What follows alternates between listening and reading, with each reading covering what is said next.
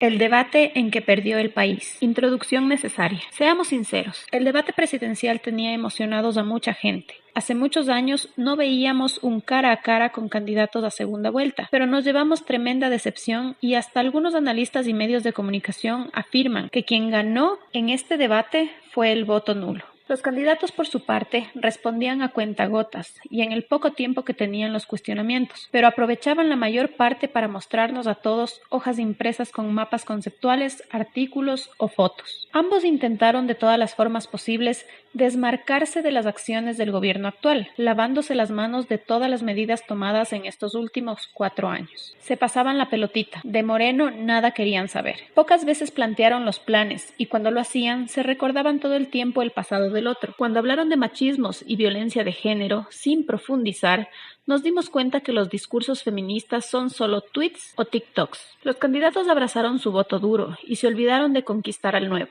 Además, el formato no permitía la repregunta, lo cual no ayudó a profundizar en ninguno de los temas, de alguno de los 5 que querían meter en las preguntas compuestas. En fin, analicemos el debate con una diferencia sustancial. A quien lo entrevistaremos hoy no tiene vinculación política, partidista alguna. Tiene credibilidad y libertad de expresión. Sus criterios están bien fundamentados. No ha tenido relación alguna con ninguno de los 16 candidatos finalistas. Nos acompaña el doctor Manuel Pozo Zumarraga. Esta entrevista lo efectuamos bajo la modalidad de preguntas y respuestas que faciliten su comprensión, porque en un video no se puede editar 2 horas de debate. A ratos cansón, a ratos interesante y a ratos decepcionante. ¿Técnicamente fue un debate? No, el debate es una técnica de discusión formal que se caracteriza por enfrentar 2 posiciones opuestas respecto de un tema o de varios temas polémicos. En este caso,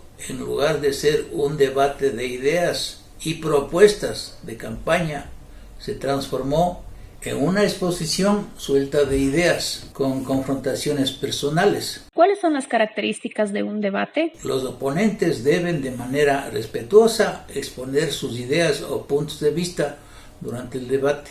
Pueden ser personas individuales, como el caso de los debates presidenciales de los candidatos finalistas Lasso y Arauz, donde deben tener un amplio conocimiento de los temas y una preparación adecuada para presentar y defender su punto de vista en el desarrollo del debate. Y estos temas tienen que sujetarse a tiempos, pausas para las preguntas a cargo de un moderador, en este caso de la moderadora, que leyó las preguntas tomadas de sobresellados. Y en la práctica el debate tuvo un formato y dirección equivocados, con rellenos de diagnósticos y publicidad del Consejo Nacional Electoral entre temas. ¿Cuáles son las reglas generales del debate que deben sujetarse los candidatos? Las principales reglas son las siguientes. Primero, 2 personas no pueden hablar al mismo tiempo. 2, una sola persona no puede intervenir más tiempo que su contrincante.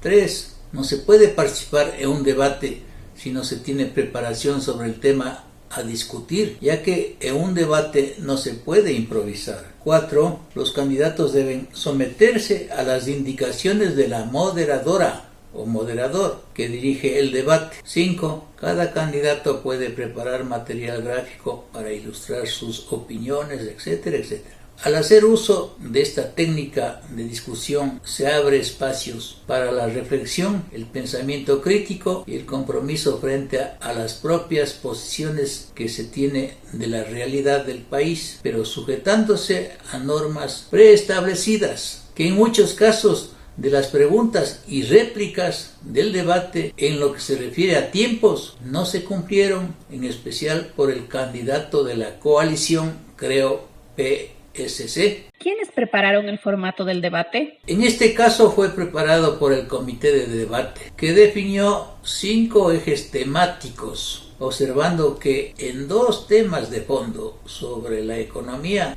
y la credibilidad de los candidatos no se tuvo mucho espacio.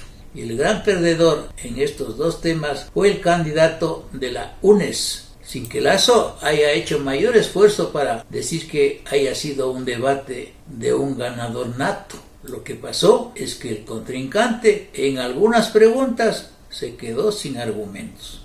¿Cuáles fueron los ejes temáticos del debate? 1. Economía y empleo. 2. Salud, vacunación, seguridad social, desnutrición infantil. 3. Democracia e institucionalidad estatal, independencia de poderes, participación ciudadana y transparencia. 4. Educación, desarrollo humano y tecnología. Y 5. Relaciones internacionales, movilidad humana y desarrollo sostenible. ¿Quiénes integraron el comité de debates? Los integrantes del comité de debates fueron Andrés Checa, Valeria Coronel, Caterina Costa, María Paz Gerbos y Paul Palacios, designados por el Consejo Nacional Electoral para que definieran la metodología, los ejes temáticos y las preguntas del encuentro. ¿Cuál debe ser el papel de una moderadora? La periodista Claudia Arteaga Serrano moderó el debate presidencial sin pena ni gloria. Se pasó leyendo sábanas de preguntas y subtemas. No sé qué pasó con la periodista Andrea Bernal, inicialmente designada. ¿Nos puede sintetizar los temáticos más importantes de este debate? Los candidatos dejaron de lado sus pintorescos TikTok e intentaron mostrarse en el debate de cuerpo entero, pero se desviaban del tema. Por ejemplo, para Lasso fue un episodio natural con un alto grado de serenidad. Atacó incesantemente la convivencia de su rival con Correa y sus mancomunados con postulados neocomunistas, con el eslogan «Andrés, no mientas otra vez». Probablemente marcará el resto de su campaña. Arauz, metódicamente entrenado para camuflar su inexperiencia, evitó cometer errores garrafales y en gran parte del debate lo logró. Fue sarcásticamente irreverente con una sonrisa que en el fondo denotaba un implacable nerviosismo. Ambos golpearon, pero emocional y racionalmente Lasso fue superior. ¿Será suficiente? Es la pregunta para declarar un ganador en este debate sui generis. Yo creo que no. Antes de cada bloque se pasaron varios diagnósticos de lo que ocurre en el país con conceptos y cifras de empleo, economía, desempleo, etc., que de alguna forma sirvieron de base para las preguntas que en sobre cerrado los leía la periodista moderadora. Los candidatos fueron preguntados sobre 3 medidas fundamentales de su plan de reactivación y recuperación económica y al mismo tiempo indicar 3 medidas que instrumentarían para fortalecer la dolarización. Observaciones personales. Todas las preguntas tenían subtemas que impedían a los 2 candidatos a concretarse en sus respuestas y cada candidato a su manera y obedeciendo a su ideología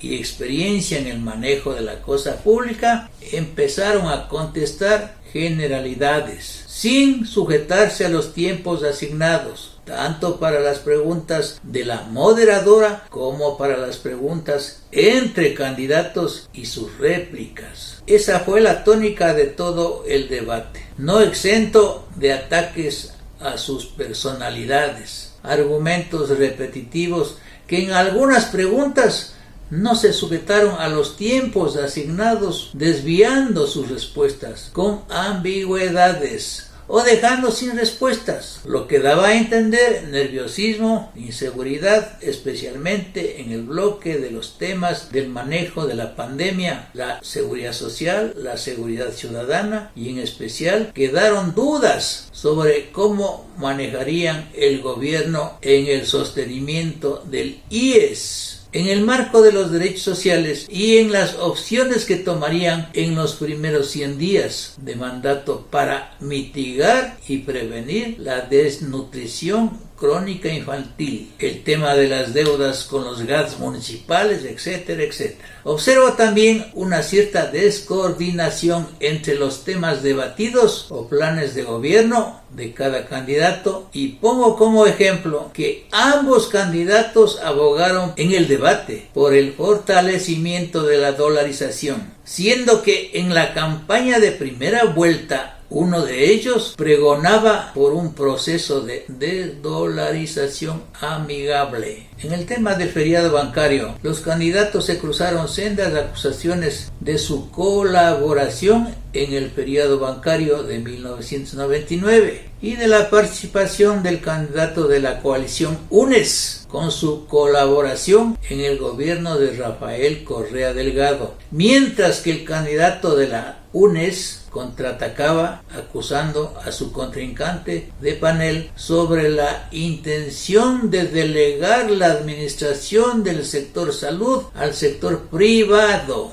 afirmando que los ecuatorianos no queremos una privatización tapiñada. En el tema del empleo y subempleo, el candidato de la coalición, Creo, prometió la creación de puestos de trabajo de manera especial para jóvenes y para las mujeres, acusando que este agudizamiento de falta de empleo es consecuencia de un mal modelo económico aplicado en los últimos 14 años, agravado con el mal manejo de la pandemia, con la contrarréplica del candidato de Arauz, que el agudizamiento de la pérdida de plazas de trabajo se agrava cuando los votos de Creo y sus aliados, incluido el gobierno de Moreno, se aprobó la ley de apoyo humanitario que afecta al trabajador ecuatoriano y a la mano de obra de las mujeres. Cuando toparon la postura frente a la función judicial vigente y a las decisiones judiciales y fortalecimiento para mejorar el control social y la rendición de cuentas de las instituciones del Ejecutivo, desnudaron el desconocimiento del derecho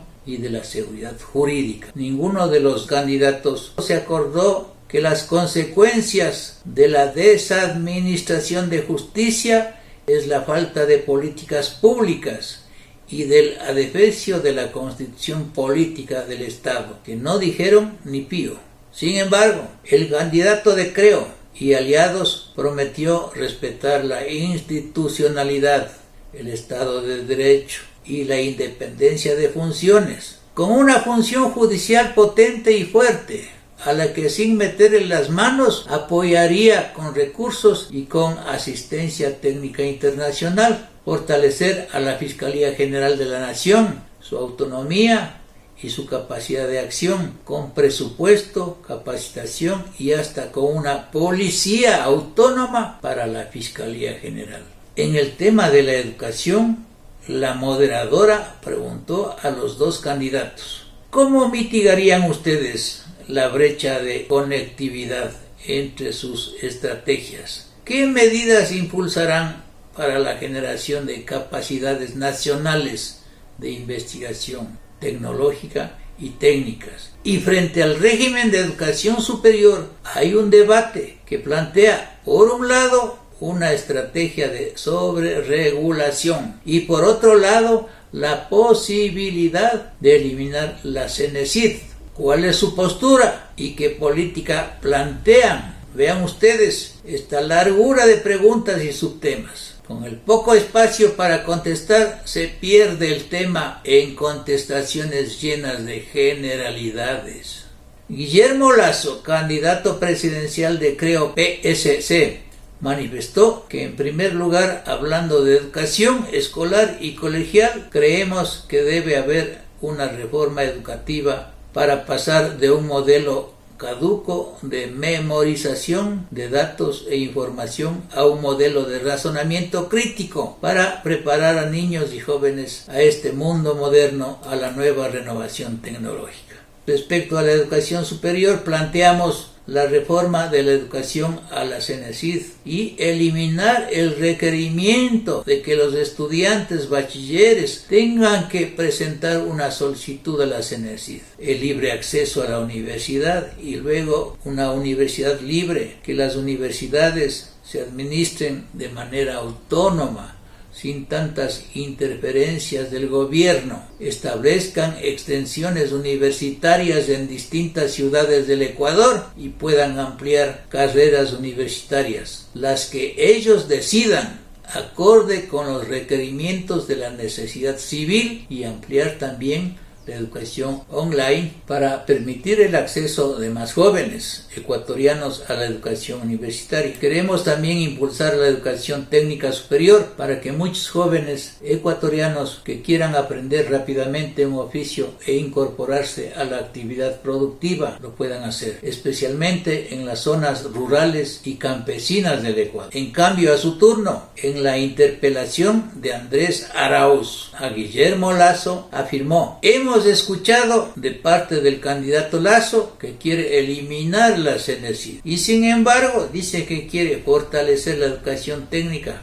Hay una contradicción. La CENESID es la entidad que gestiona y administra los institutos tecnológicos superiores del país. No menciona absolutamente nada sobre el sistema de certificación de competencias, de cualificaciones profesionales que nos van a dar salida para millones de ecuatorianos que han sido excluidos hasta hoy. ¿Por qué afirma, doctor Pozo, que el Ecuador perdió con este debate? A más de lo expresado por los candidatos, hay ciertos temas que no tocaron ninguno de los dos candidatos y solo los voy a enumerar. Uno, en el tema del extractivismo. Ninguno de los dos tiene una posición claramente anti-extractiva que respete los derechos colectivos, sociales y de la naturaleza. Dos, ninguno de los dos ha dicho nada sobre detener la subida de los precios de los combustibles, que fue el detonante de las luchas de octubre. 3. Nada dicen sobre cómo van a hacer para efectivamente distribuir la riqueza concentrada en pocas manos. No hablan de una reforma agraria integral que desconcentre la propiedad de la tierra, el agua y de las semillas, siendo esto fundamental para realmente reactivar la economía de los sectores populares y no solo de las grandes empresas. 4. Ambos candidatos han llevado el debate a una superficial confrontación entre correísmo y anticorreísmo, con un vacío de contenidos. 5. Ambos candidatos hablan de volver a firmar o continuar con los acuerdos comerciales de libre comercio ya llevados adelante por sus mismos partidos y gobiernos, que nada o poco han beneficiado a los agricultores, a los campesinos, a los pequeños comerciantes. 6. Los dos candidatos dicen que hay que acercarse al Fondo Monetario Internacional, a los organismos multilaterales, como si el pueblo no supiera que esas instituciones han sido las causantes de las crisis en el mundo. Algunos medios de comunicación tradicionales y criterios de analistas pagados vienen promocionando el voto nulo, disfrazado como voto protesta, de rechazo, de castigo, etc. ¿Es una opción válida? Es la pregunta. En este tema del voto nulo, dejo sentado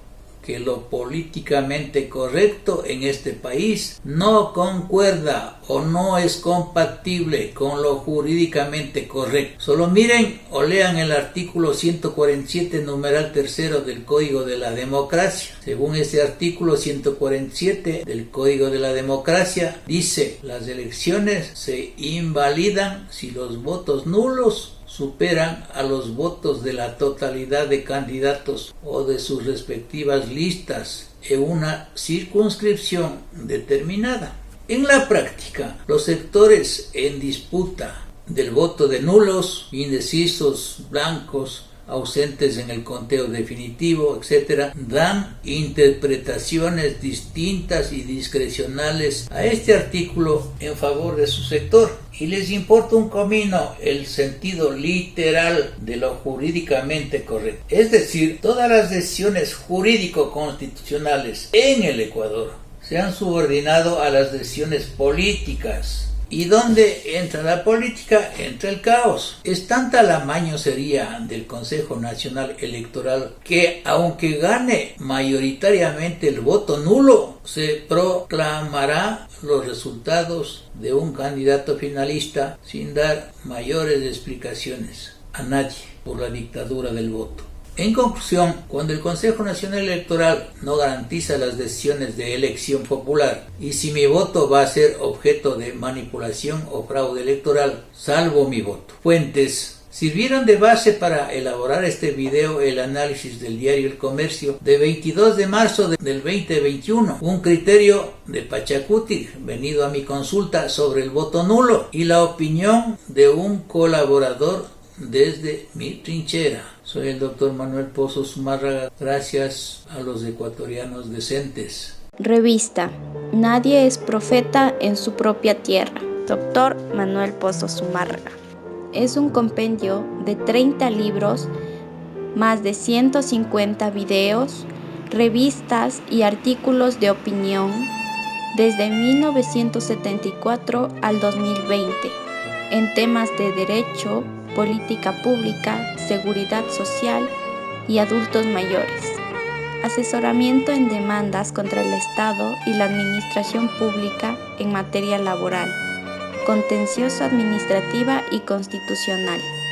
Direcciones: Juan Bernardo León 278 y Nicolás Arteta, Quito, 2 de marzo 1133 y Sucre, Atuntaqui. Teléfonos de contacto: 0992 93 27 98, 0995 06 37 09, 0629 06 68 4.